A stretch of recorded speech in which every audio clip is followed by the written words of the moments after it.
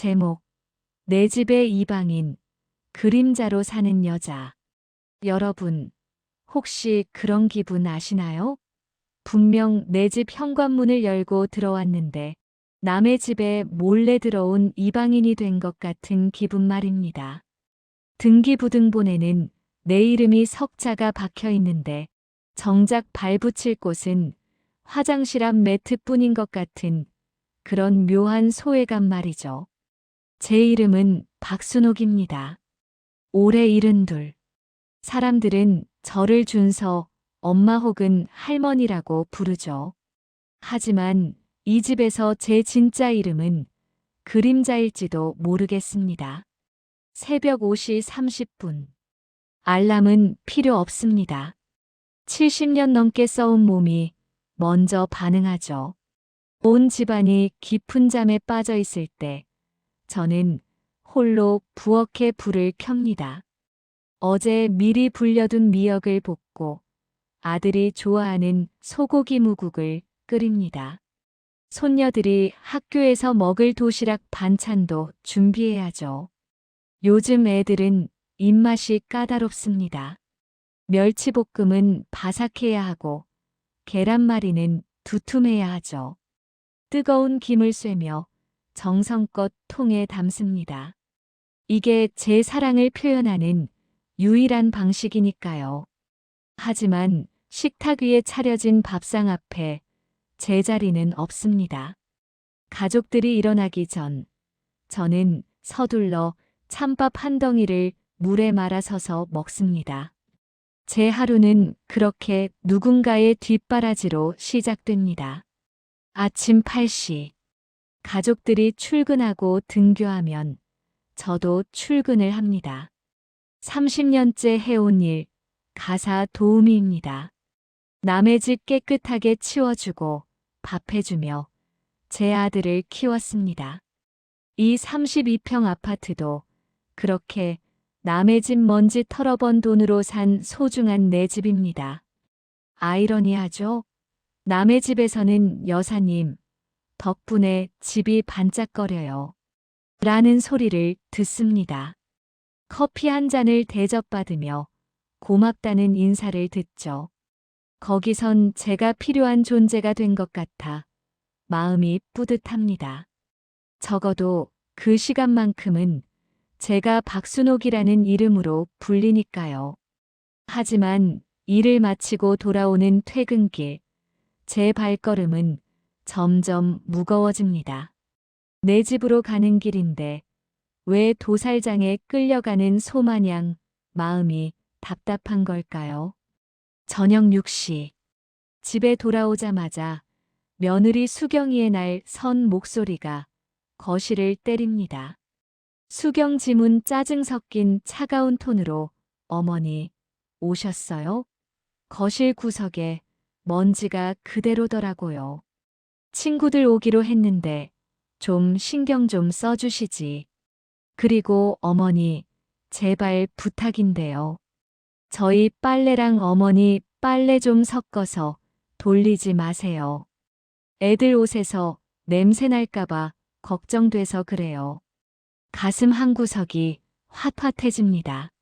하루 종일 남의 집 청소하고 온 시어머니에게 돌아온 첫마디가 먼지 타령과 빨래 분리라니요. 내 손으로 빨아입힌 아들이고 내 돈으로 산 세탁기인데 섞이면 안 되는 건 빨래가 아니라 이 집에 섞이지 못하는 저 자신이라는 생각이 듭니다.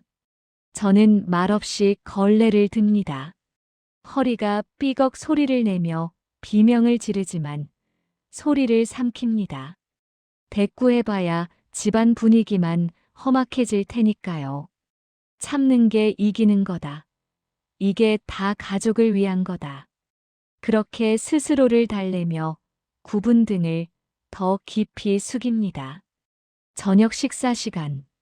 아들과 며느리, 손녀들이 식탁에 둘러앉아 제주도 여행 이야기를 합니다.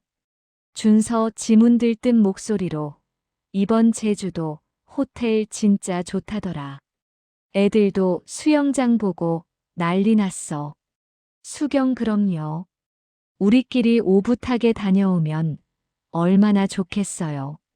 여보, 예약 확정할게. 그 대화 속에 제 이름은 없습니다. 저도 제주도 참 좋아하는데 바다 냄새 맡으며 한 번쯤은 편히 쉬어보고 싶은데 하지만 입 밖으로 내뱉지는 못합니다. 혹여라도 짐이 될까봐 눈치 없는 할머니 소리 들을까봐 입술을 꽉 깨뭅니다. 밤이 깊어지면 가족들은 거실 소파에서 하하호호 TV를 봅니다. 저는 그 소파 끝자리에 겨우 엉덩이만 걸치고 앉습니다. 마치 언제든 일어나서 나가야 하는 사람처럼 말이죠. 거실의 밝은 불빛이 제 얼굴을 비추지만 저는 그 불빛 아래에서도 어두운 그림자 같습니다. 가끔 거실 창에 비친 제 모습을 봅니다. 백발이 성성하고 어깨가 굽은 한 노파가 서 있네요. 30년 전 이 집을 처음 사서 이사 오던 날, 이 문턱만 넘으면 평생 행복할 줄 알았습니다. 그런데 왜 지금 저는 이 32평 감옥에서 무료 가정부로 늙어가고 있는 걸까요? 그런데 말입니다, 여러분. 그날 밤이었습니다. 화장실을 가려다 닫힌 방문 너머로 아들 준서와 며느리의 은밀한 대화를 듣게 된 건요. 그 짧은 한마디가 제 가슴에 대못을 박을 줄은 꿈에도 몰랐습니다. 수경 자기야, 어머니 허리 수술하게 되면 그땐 진짜 방법 없어. 요양원, 지금부터 미리 알아봐야 하는 거 아냐? 요양원. 그 세 글자가 제 머릿속을 하얗게 비웠습니다. 아, 내가 지어 올린 이 성벽 안에서 나는 이제 철거해야 할 낡은 가구에 불과했나 봅니다. 뜨거운 눈물이 뺨을 타고 흘러내립니다. 하지만 닿지 않았습니다. 대신 제 마음속 깊은 곳에서 무언가 툭 하고 끊어지는 소리가 들렸거든요. 이제 결심했습니다. 내 이름 박순옥을 되찾기 위한 여행을 시작해볼까 합니다. 과연 제가 이 집을 나설 수 있을까요? 이 뻔뻔한 가족들에게 제가 줄 수 있는 마지막 선물은 무엇일까요?